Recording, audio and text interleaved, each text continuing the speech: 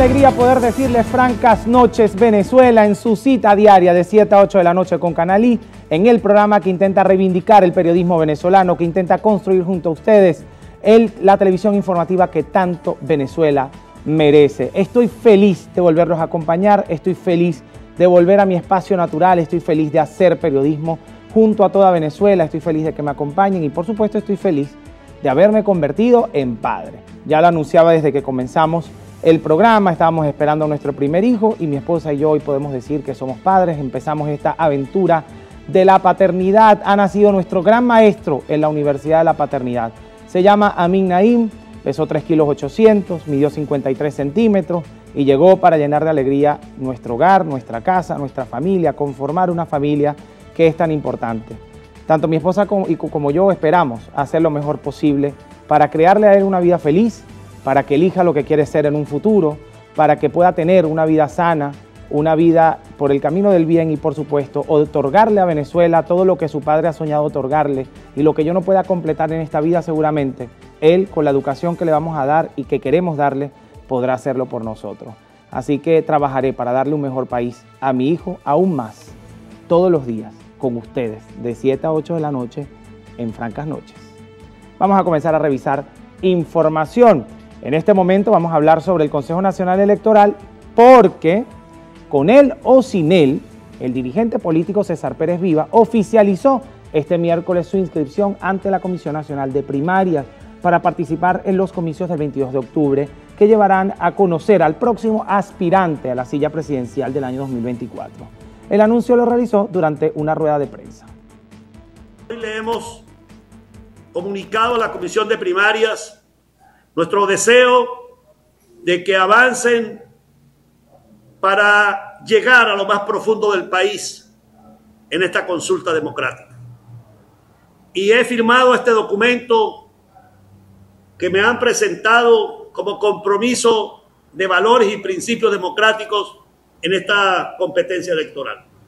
Pero le acabo de decir a la Comisión de Primarias que si bien este documento lo suscribimos integralmente, él no representa un pacto político para la conducción de la sociedad venezolana. Pérez Vivas instó a los candidatos a primaria a sostener una mesa de diálogo para establecer un cambio político en el país. Y le propongo a mis colegas candidatos que concretemos un acuerdo serio, donde se establezca ciertamente lo que tenemos que hacer con el país. Vigencia de los derechos humanos, todos lo queremos. Pero eso está en la Constitución. La Constitución de 99 tiene una carta de derechos espectacular. Los describe perfectamente. El dirigente político puntualizó que su eje medular de la propuesta de gobierno es el cambio de modelo económico del Estado. Nelcy Delgado, Noticias Canal I. Con Consejo Nacional Electoral o sin Consejo Nacional Electoral.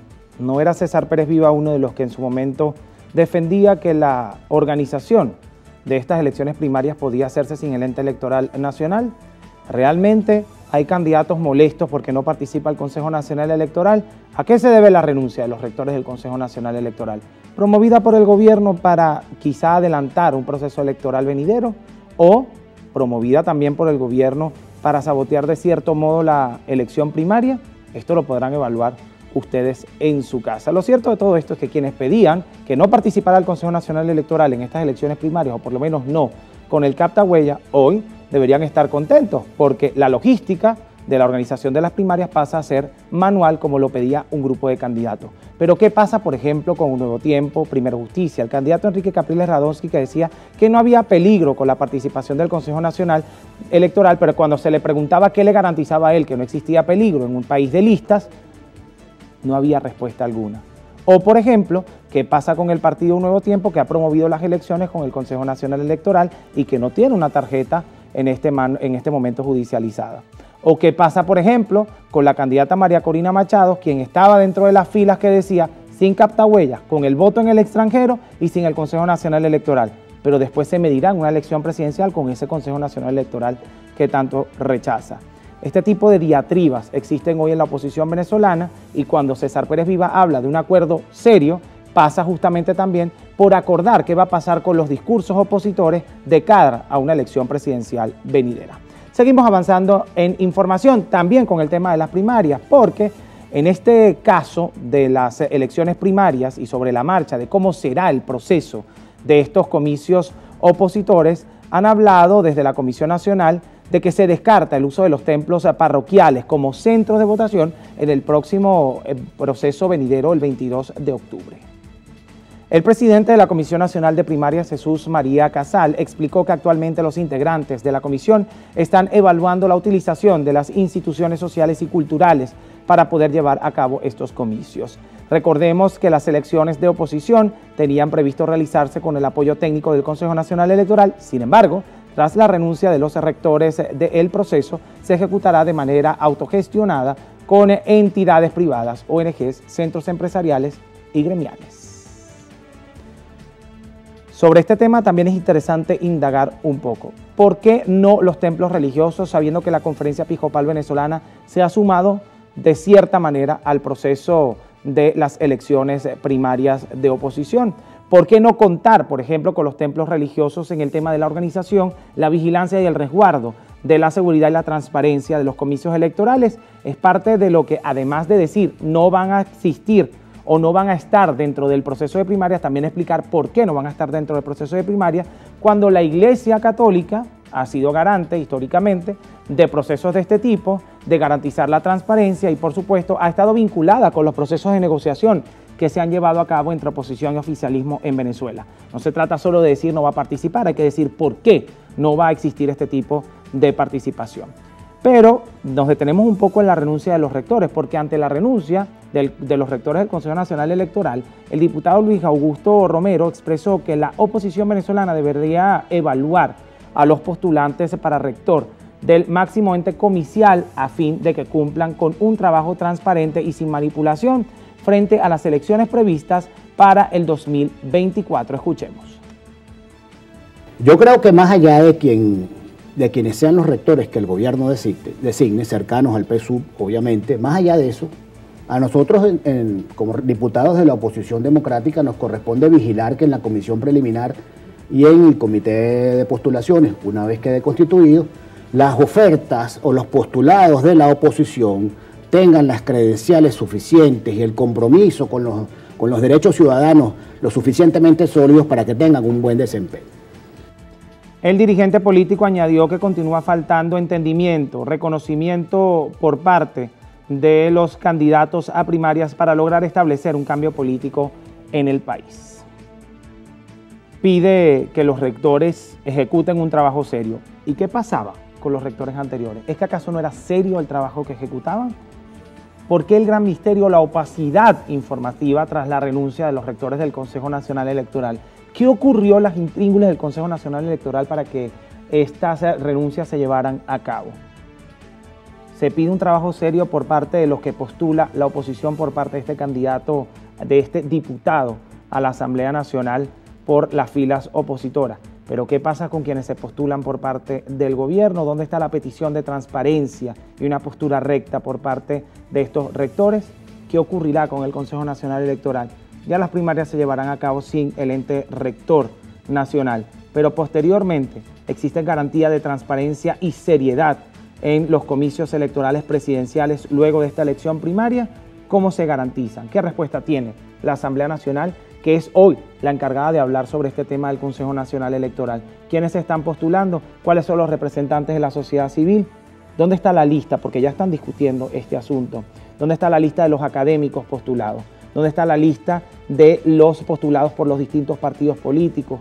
¿Dónde está la lista de los postulados por las asambleas? ¿Cuáles son los que propone el gobierno y cuáles son los que propone la oposición?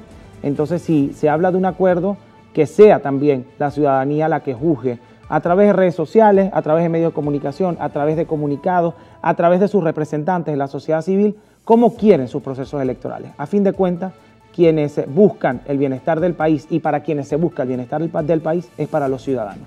Que sean ellos los que evalúen y sean el medidor de este ente rector de las elecciones venezolanas. Y como es costumbre, todos los miércoles se lleva a cabo las reuniones de diferentes comisiones parlamentarias para avanzar en la discusión de posibles leyes, así como hoy Juan Carlos Alemán, diputado por la fracción oficialista, informó que se mantienen en discusión permanente la Ley de Comunicación del Poder Popular.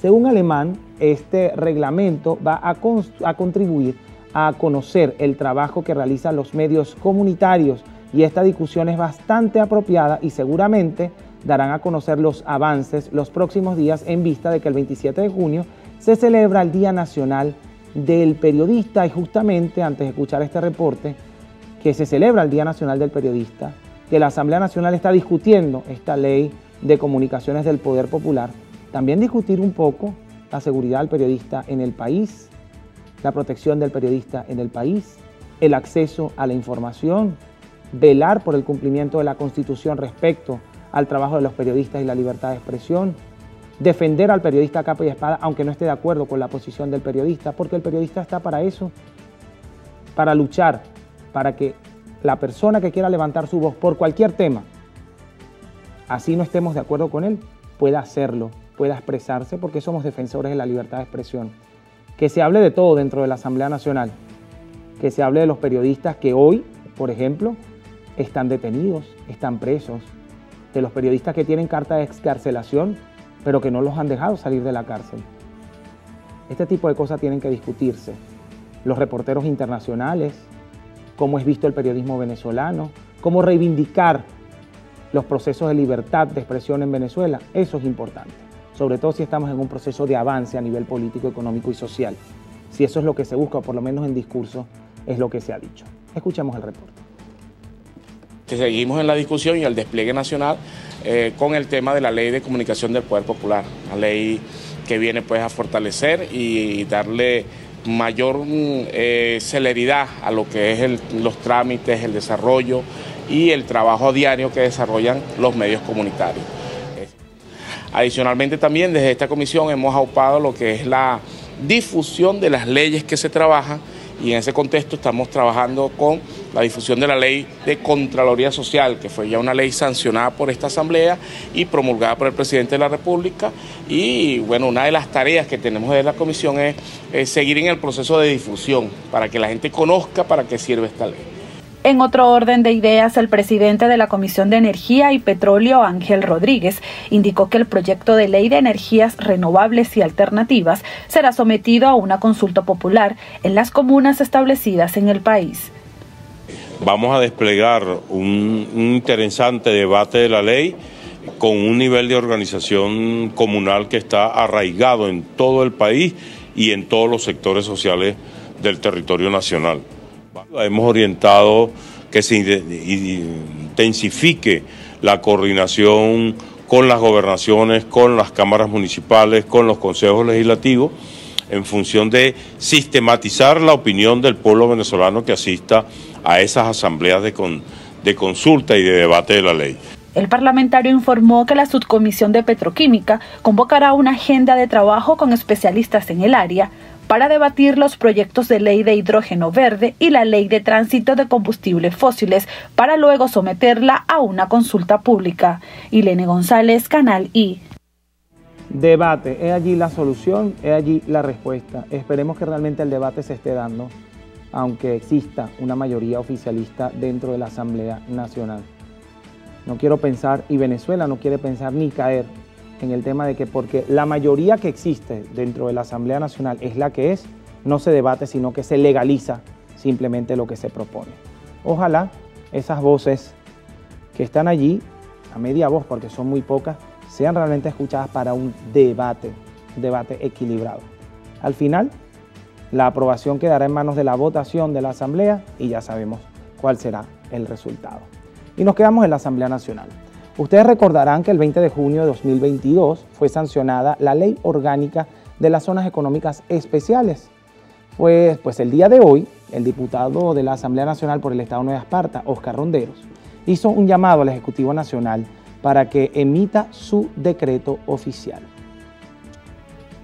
Nosotros exhortamos al Ejecutivo Nacional a que se dicte de una vez por todas el decreto de la ley y que se dicte el decreto de creación de la Zona Económica Especial Insular del Estado Nueva Esparta, que corresponde a las islas de Margarita, Cochi y Cubagua. y creemos que este es un buen momento para retomar el tema del reimpulso económico que pareciera que se ha letargado, que se ha ralentizado, y quisiéramos que se recuperara la situación económica para que los venezolanos tengan una mejor condición de vida. La ley de zonas económicas especiales definitivamente puede venir a reimpulsar la economía con el apoyo de los privados.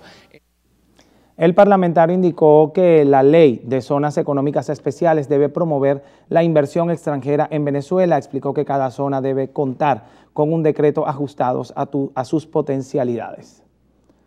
La seguridad jurídica es fundamental en el tema de esta ley de zonas económicas especiales. ¿Cómo vuelve la inversión extranjera al país si no existe, por ejemplo, seguridad jurídica para ello?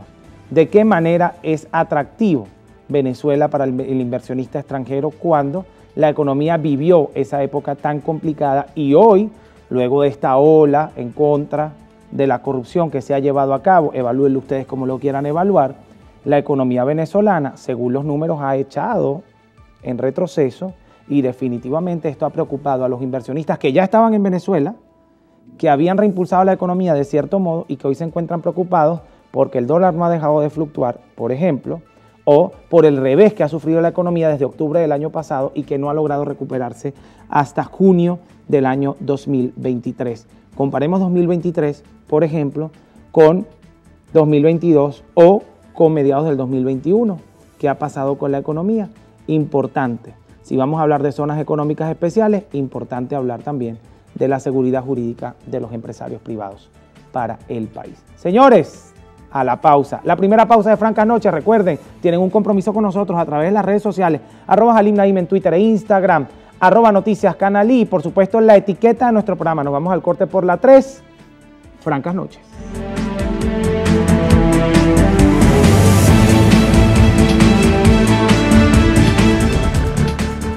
Seguimos en Francas Noches. Recuerden que ustedes pueden hacer llegar dudas, sugerencias y comentarios a través de las redes sociales.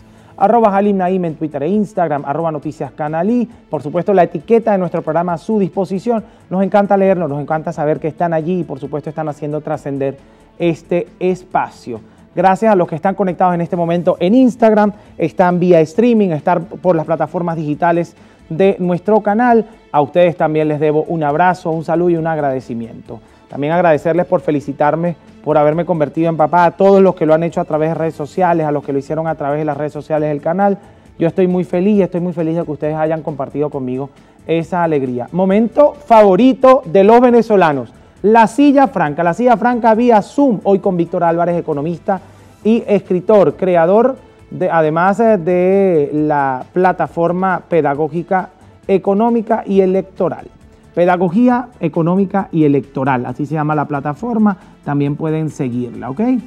Víctor, bienvenido a nuestro programa, qué alegría tenerte con nosotros. Gracias a ti por la invitación y bueno, me sumo a la felicitación por tu bebé, pues ser padres es la labor que más nos dignifica. Gracias, Víctor. Cambia la visión de la vida, felicitaciones, de verdad. Yo digo que acaba de nacer mi gran maestro, el maestro de esta universidad de la paternidad, definitivamente él es el que me va a enseñar a ser papá. Ahí es donde se aprende. Víctor Álvarez es economista y escritor, creador además de una plataforma que vincula la pedagogía económica y electoral. Y sobre el tema electoral quiero hablar con Víctor. Gracias por acompañarnos, por tomarte el tiempo. Sabemos que acabas de estar en una reunión y por eso no pudiste estar con nosotros en la silla franca en el estudio, pero hiciste un esfuerzo para llevarte la silla franca hasta donde estás y hacerlo vía Zoom. Así que bueno, eso es loable. ¿Qué pasa con el Consejo Nacional Electoral? ¿Qué pasa con el tema electoral? ¿Qué pasa con esta renuncia de los rectores? ¿Cuál es el trasfondo?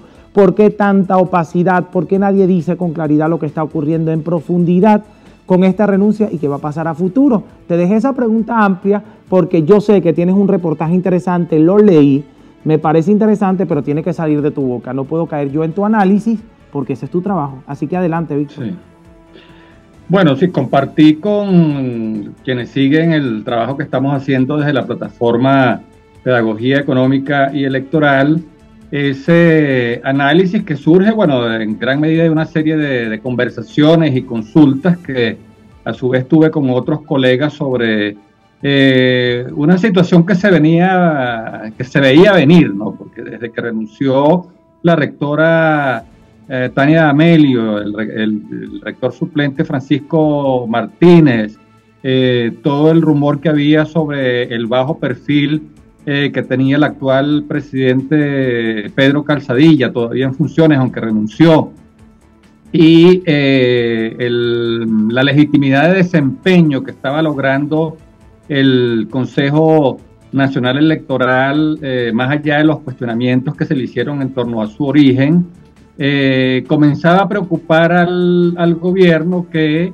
tiene también un interés en que se realicen unas elecciones lo más cercana posible a los estándares internacionales para que no sean cuestionadas e invalidadas, pero que tampoco le conviene una participación masiva de los electores que están descontentos con su gestión de gobierno y que terminen votando contra él. Entonces, siento que es una jugada que intenta truncar, ¿no?, la restauración de ese prestigio institucional del Consejo Nacional Electoral, justamente para, bueno, exacerbar las dudas que hay sobre el poder electoral, sobre su neutralidad, exacerbar la apatía electoral, sobre todo en ese sector del electorado que está descontento no solamente con el gobierno, sino también con la oposición, porque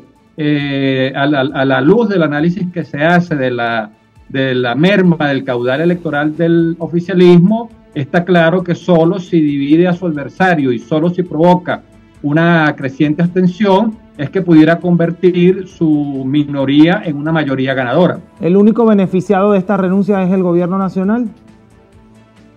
Bueno, es una jugada, ¿no? Es una jugada, siento que muy astuta, de mucha audacia, con mucha malicia, porque además de eso la hace a escasos semanas, ¿no?, de la realización de la elección primaria, sí, de la plataforma. Víctor, eso del tema de la elección primaria. ¿Perdón? Eso del tema de la elección primaria es fundamental, porque además pasan a un proceso manual, autogestionado dentro de la plataforma de primaria.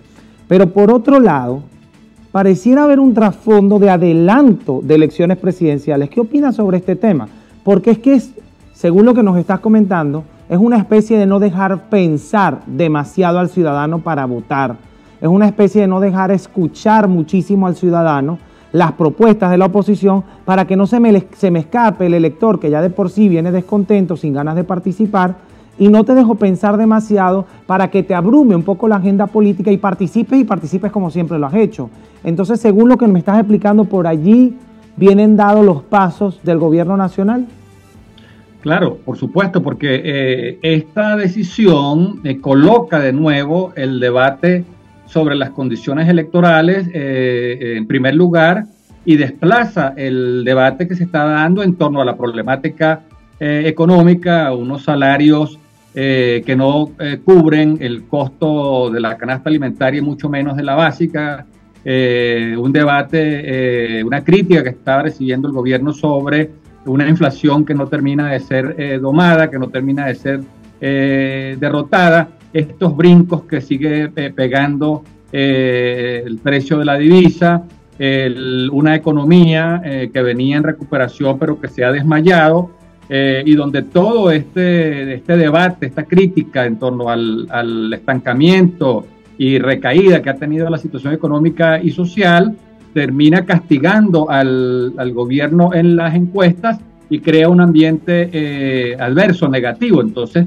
al volver a colocar el tema electoral, vemos cómo ya, de hecho, la dirigencia política y los precandidatos ya han distraído su atención a los problemas económicos y sociales, que son los que más le interesan al elector, y vuelven de nuevo entonces a ponerse en la primera línea los problemas que tienen que ver con las condiciones electorales, con la elección primaria que ahora se tambalea sin la asistencia del Consejo Nacional Electoral, el planteamiento de que entonces la oposición tiene que prepararse para una elección primaria autogestionada y asistida, y bueno, y la fuerza que está cobrando ahora el tema de escoger entonces el candidato por consenso. Entonces, si bien estos son temas de mucho interés para la dirigencia política y para los que aspiran a concretar su deseo de ser candidatos o presidentes de la República no son precisamente los temas que más interesan al elector de a pie, que está más azotado por los problemas económicos que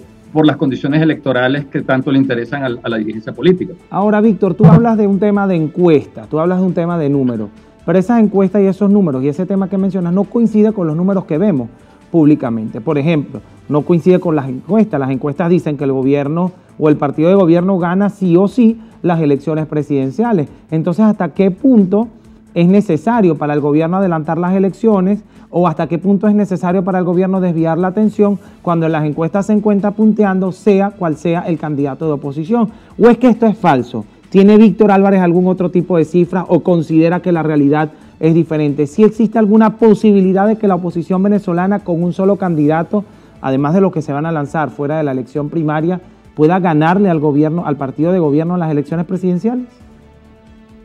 Bueno, las encuestas son útiles para medir una coyuntura, ¿no? Para medir una situación que tiene que ser corregida y que tiene que ser cambiada, ¿no? Las encuestas son como una especie de termómetro del momento, ¿no?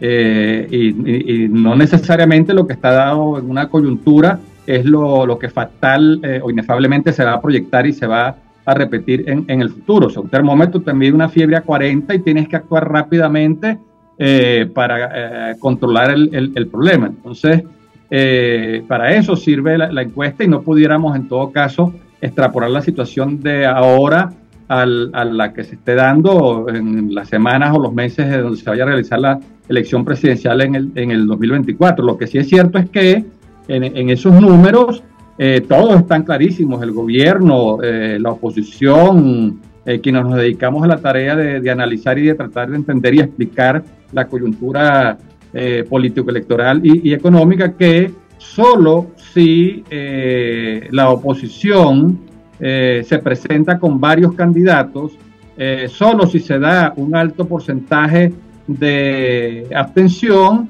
es que el gobierno tiene una posibilidad real de mantenerse en el poder. O sea, que el candidato del oficialismo, sea quien sea, pueda ganar las elecciones. Entonces, todas estas jugadas, todas estas maniobras terminan justamente creando un ambiente de falta de confianza en la institución del voto, de apatía electoral, que en gran medida fue sembrado por la propia oposición abstencionista, con toda aquella campaña de que en Venezuela se vota pero no se elige, claro, que dictadura no sale con votos, que participar en las elecciones es convalidar la farsa electoral del régimen. Entonces sembraron unas ideas tan antivotos, tanta desconfianza en la institución del voto, que se expresa en esa apatía electoral contra la cual la propia dirigencia opositora, ahora que decidió retomar la ruta electoral, está tratando de ver cómo, bueno, recoge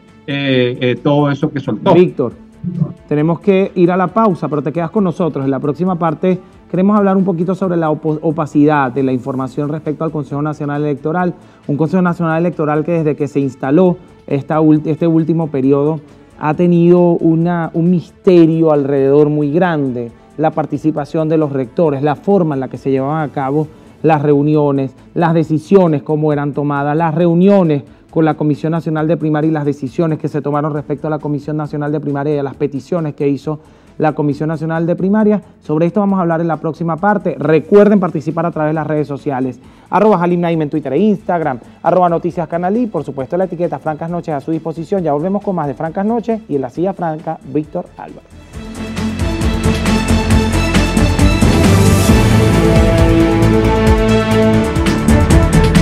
Víctor Álvarez es economista, escritor, creador de la plataforma Pedagogía Económica y Electoral. Con él estamos hablando sobre el tema del Consejo Nacional Electoral, la renuncia de los rectores. Nos hacía un análisis bien interesante sobre lo que él considera que conviene a nivel de partido de gobierno con esta renuncia de los rectores, pero más allá de eso, nos comentaba un poco de cómo se manejaban las cosas dentro del Consejo Nacional Electoral. Víctor, sigues con nosotros en Francas Noches. Víctor, dejamos en el aire la pregunta sobre la opacidad informativa, sobre el misterio, esa nube gris que se sirvió sobre el Consejo Nacional Electoral desde su instalación. Se sabía muy poco de cómo funcionaba. se sabía muy poco de cómo se tomaban las decisiones, pero más allá de eso hubo varias reuniones con la Comisión Nacional de Primaria y parecía que se le cerraban las puertas a la Comisión Nacional de Primaria con cada una de las peticiones que hacían. O era bajo mis condiciones o no te apoyábamos en la elección primaria. No había brecha de negociación en este sentido. ¿Qué tienes que decir al respecto? Sí, y es una opacidad que necesariamente tiene que superarse, tiene que resolverse si como sociedad, como país, queremos avanzar en la recuperación de la confianza en el voto como instrumento de cambio o de ratificación, ¿no?, de quienes dirigen al país, ¿no? Porque justamente allí está una de las grandes dudas que tenemos los ciudadanos, pues, el no saber con suficiente transparencia cómo se dan esas decisiones, ¿no? Cómo se elaboran.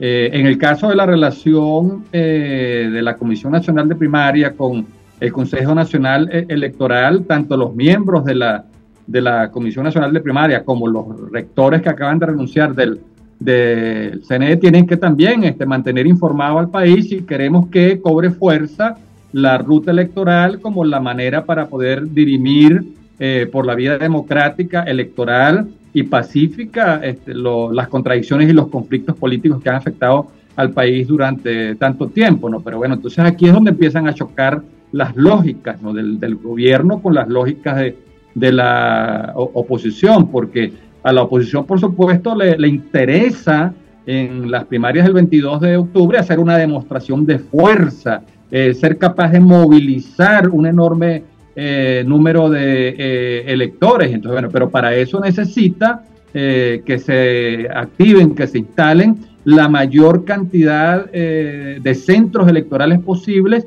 y la mayor cantidad de mesas electorales para que nadie tenga que hacer grandes recorridos para trasladarse de un municipio a otro, claro, o de una ciudad a otra para ir a votar. Pues, Víctor, esa lógica de masiva participación y de demostración de fuerza no le conviene al gobierno, que más bien apostaría hacia una elección primaria con muchas dificultades, sin la asistencia técnica del Consejo Nacional Electoral, que no tenga las 4.000 mesas que se plantean, los 4.000 centros electorales que se plantean, sino ni las 7.000 mesas, sino 1.000 centros electorales y 2.000 mesas para que mucha gente que vive en un municipio lejano donde no instalaron ninguna, sencillamente se le dificulte ir a votar. Entonces, son dos lógicas distintas que yo creo que los propios rectores y directores de ambas, de tanto del Consejo Nacional Electoral como de la Comisión Nacional de Primaria y sobre todo la dirigencia política le tiene que informar al país, porque también la práctica política y el ejercicio de estos derechos ciudadanos termina siendo muy conculcado por esa falta de transparencia, y los ciudadanos tenemos que tomar conciencia del enorme poder de decisión y de transformación que tenemos si asistimos y si acudimos masivamente a votar. Pero Víctor, tú eres promotor de las primarias, por lo que estoy escuchando, pero había personas que están suscritas en el tema de las primarias. Yo soy que van a ser de la ruta electoral. Bien, perfecto, pero hay candidatos a las primarias que pedían justamente esto, que no participara el Consejo Nacional Electoral. Entonces, ¿hasta qué punto existe desagrado por parte de la oposición con lo que ocurrió con la renuncia de los rectores? Sí, bueno, pero yo creo que también se sabe que es una candidata, o sea, fundamentalmente María Corina Machado, la que ha sembrado también esas dudas sobre el poder electoral. ¿Válidas o no? ¿Perdón? ¿Válidas o no? No hay antecedentes como para que existan dudas respecto al Consejo Nacional Electoral, por ejemplo. Desde todo el examen que uno hace, de la consulta que uno hace a expertos en materia tecnológica que conocen muy bien el software y el hardware del Consejo Nacional Electoral, que tienen una posición muy crítica frente al gobierno e incluso sobre la propia gestión del Consejo Nacional Electoral, si algo reconocen es que ese es un sistema que está blindado, o sea, que es imposible que se pueda manipular para poner en riesgo la identidad del elector, que es el miedo con el cual se ha intentado apartar a la asistencia del Consejo Nacional Electoral a la elección primaria. Pero eso no es lo mismo que dijo la misma se quiere una participación masiva de la gente para que se pronuncie, sí, el apoyo del Consejo Nacional Electoral es crucial. O sea, la Comisión Nacional de Primaria no tiene la capacidad técnica, no tiene la capacidad operativa, no tiene la capacidad logística para organizar un proceso electoral, instalando mesas y abriendo centros electorales a lo largo y ancho de todo el país, en todos y cada uno de los 335 municipios del país. O sea, habría muchas parroquias, muchos municipios donde no habría un centro electoral, donde no habría una mesa, y la gente que quiere participar, que se quiere expresar, sencillamente no lo haría. Entonces, es incluso hasta absurdo ese planteamiento de cuestionar la asistencia técnica del Consejo Nacional Electoral, y termina incluso haciéndole el juego a lo que le conviene al gobierno, que es una primaria muy precaria, de baja participación, donde no se legitime el candidato que finalmente resulte electo, porque no contó con un amplio y sólido respaldo del electorado. Eso ya lo veremos en octubre, si cuenta o no con la logística suficiente, si cuenta o no con la capacidad de hacerlo, lo veremos en octubre. Quiero hacerte dos preguntas concretas. La primera, ¿por qué renunciaron? Más allá del análisis que hace sobre el gobierno, ¿tienes información de por qué renunciaron?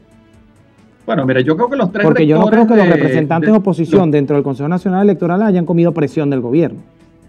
Los tres rectores del gobierno, ya había renunciado Tania Amelio, bueno, porque se fue como magistrada, esa vacante quedó, no fue sustituido por el rector que le correspondía. Desde entonces ya cobró fuerza la tesis de la tremenda insatisfacción que tenía este arbitraje institucional que estaba haciendo el CNE, presidido por Pedro Calzadilla, quien hizo una labor muy institucional, muy de bajo perfil. No fue precisamente un presidente del CNE espantavotos o que creó dudas sobre el Consejo Nacional Electoral y sobre el poder electoral, y más bien facilitó y contribuyó a que se estuviese restaurando el prestigio, la reputación del Consejo Nacional Electoral. Entonces, ese avance, esa legitimidad de desempeño que estaba logrando el CNE no es funcional para el gobierno, y estaba muy inconforme, muy insatisfecho con la gestión de estos rectores. Entonces, finalmente, ante la no sustitución de Tania de Amelio, termina forzando la renuncia de estos otros dos rectores, de Alexis Corredor y de Pedro Calzadilla, crea esta crisis institucional, y como también Enrique Márquez y Picón estaban cuestionados por algunos sectores de la oposición, que tampoco veían con muy buenos ojos su gestión, bueno, tal y como ellos lo dejaron plasmado en las comunicaciones que hicieron públicas, explicando las razones por las cuales procedieron también a renunciar, sencillamente abren el juego en lugar de trancarlo, en lugar de aferrarse al cargo de rector, que podían hacerlo porque fueron electos por 7 años y apenas llevaban más de un año. Sencillamente, bueno, se hacen a un lado, bueno, para que se termine eligiendo un nuevo Consejo Nacional Electoral, en el cual la oposición, a lo sumo, lo que puede esperar es la misma correlación de fuerzas que tenía ahora, de 3 rectores alineados con el oficialismo y 2 rectores alineados con la oposición, donde habrá que darle cabida a esa otra oposición que prácticamente no estaba presente en esta conformación. Víctor, disculpa que te interrumpa, pero hay un poco de contradicción en un asunto. Hablas de que conocen el sistema electoral, conocen el software, de que confían en él, de que saben que existe transparencia, pero después nos hablas de un Consejo Nacional Electoral que existe como poder, porque existe el poder electoral en este país, pero que además come presión del gobierno nacional, que es el ejecutivo. Entonces, ¿cómo le pides a la oposición venezolana que confíe de manera tan acérrima en el proceso electoral de la mano del Consejo Nacional Electoral, y luego nos dice que forzó la renuncia de rectores el gobierno nacional? ¿Dónde está la independencia de poderes que garantiza justamente la transparencia y la legalidad del proceso? Es un poco contradictorio. Confiar en alguien que realmente no hay contradicción, porque una cosa es el sistema tecnológico, una cosa es el software, el hardware, son herramientas, que son instrumentos, y otra cosa son las decisiones que pueda tomar el CNE. O sea, hay dudas incluso que no han terminado de ser aclaradas. Por ejemplo, ¿podrá María Corina Machado inscribirse o no como candidata presidencial, toda vez que la Contraloría General de la República no ha informado al Consejo Nacional Electoral que su inhabilitación cesó. Podrá inscribirse Enrique Capriles en caso de ser él el candidato escogido, sabiendo que sobre él pesa una inhabilitación que está todavía vigente. Entonces, esas son decisiones que no tienen absolutamente nada que ver con la robustez que pueda tener el software. Son decisiones que se van a tomar con una mayoría de 3 a 2, y justamente allí entonces donde está el gran debate y la gran discusión. Entonces, creo que no ayudamos a quienes nos están viendo si confundimos y mezclamos una cosa con la otra. Víctor, nos tenemos que ir a la pausa. Confía, Víctor, entonces en el software, pero no en las personas, no en el Consejo Nacional Electoral. Quiero confiar. Yo quiero como país, como ciudadano que quiere y que está comprometido con una solución democrática, electoral y pacífica del conflicto venezolano, tener un árbitro que sea neutral. Un árbitro que cuando tenga que sacar la tarjeta amarilla, la saque, sea este equipo o este equipo. Víctor, se nos acabó el tiempo. Saque a uno y se tape los ojos cuando el otro cometa una falta que merece un penalti. O sea, quiere un árbitro que sea neutral. O que, por ejemplo, renuncie por presión del Ejecutivo. Eso no es de confiar. O que, por ejemplo, renuncie por presión del Ejecutivo, que eso no es de confiar, siendo un poder. Claro, ahí entonces están las dudas, y como eso es lo que es funcional a la estrategia del gobierno, o sea, demostrar que este poder electoral está sometido, subordinado al gobierno, y que a pesar de que tenían 7 años de plazo y llevaban apenas uno, renunciaron, allí entonces queda en evidencia que es un CNE que no tiene esa autonomía. Es un poder. Víctor, se nos acabó el tiempo. Nos debes algo, nos debes un nombre, solo un nombre, no tenemos tiempo para más nada. ¿A quién ves al frente del Consejo Nacional Electoral? ¿A quién te gustaría ver al frente del Consejo Nacional Electoral? Rápidamente, un nombre.